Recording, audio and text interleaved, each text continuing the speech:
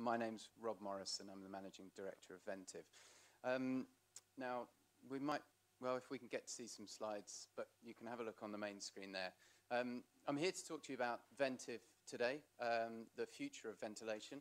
Indeed, we've got some slides up there and on this TV here.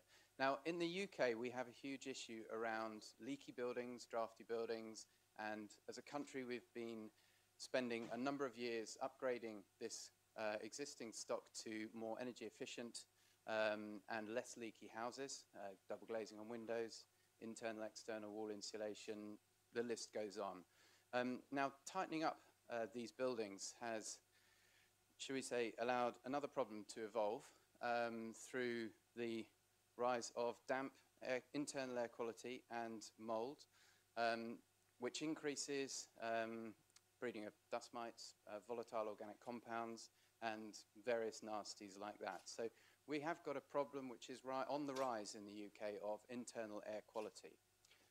Now, there are a number of solutions to this, but obviously, before we get on to that, the damp remediation issue that arises in social housing is a critical point to that. Social and private housing alike have been through, again, energy measures, double glazing through the 80s and 90s, but also just poor ventilation throughout the property creates a huge remediation cost, not only to the house owner, or i.e. the housing association or the building owner themselves, but also to the health of the resident themselves. There is a solution to this. We see the options available to a consumer, if you like, or a house owner. One can open the windows. It's a pretty leaky option and not very heat efficient. You can introduce something called passive stack, which is another form of ventilation which doesn't retain any heat in the building itself. You can put in extract fans, or you can fit in mechanical heat recovery ventilation, or MVHR, which does recover some of the heat. What none of these do is something that we've occupied within the marketplace as Ventive, or passive heat recovery ventilation. We recover a huge amount of heat from the air going out, and Tom's going to show you in a second about how this comes about, but just for now, we've established a marketplace within the UK of a huge number of properties. We're targeted in the UK to be building about 200,000 properties a year new build, which shows a large legislated spend on ventilation within that housing stock, underwritten by Code for Sustainable Homes and the building regulations in the UK.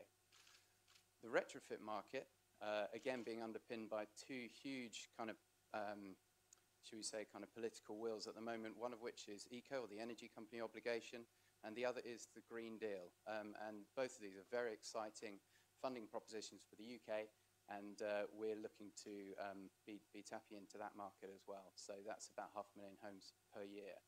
I'm going to hand over very quickly to Tom, because I know that time's limited, Henrietta. So here we are, Tom, to run through the actual system itself. Right.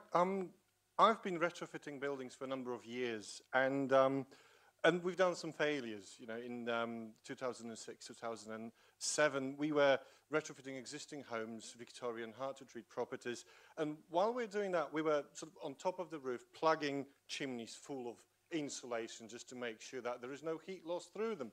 At one stage, a fault occurred. It's like, what? We're looking at the existing infrastructure, as opposed to plugging that in and then destroying the house to run ducts into every single room and introduce very intrusive and costly measures. Wouldn't that be ideal if we could just put a secondary duct into that chimney, and then if we could introduce a heat recovery kit going into that? So wouldn't that be ideal if we could just plug something in like that? Simple heat exchanger that could extract the heat energy from the outgoing air and preheat the incoming air. And once that's in, if we could just top it up with a roof cowl, that could actually introduce the air into the building omnidirectionally, so it's not dependent on wind conditions or anything else, and it would extract the air at the same time. Wouldn't that be ideal? Because if that was possible, then we could actually provide fresh air to every single retrofitted building at no energy cost, because the buoyancy would drive it and then the wind assistance would drive it. On top of that, well, it wouldn't cost anything to run. It would recover most of the heat from the outgoing air, and it would look pretty much like an existing chimney, and it integrates into existing infrastructure. So it just seemed like a fantastic idea, and that was 3 years ago. And here and now, we've got the product that's ready to roll. We're ready to integrate that into retrofit programs, and it is cheaper to buy than MHVR, and it's cheaper to run, and it's ready. Thank you.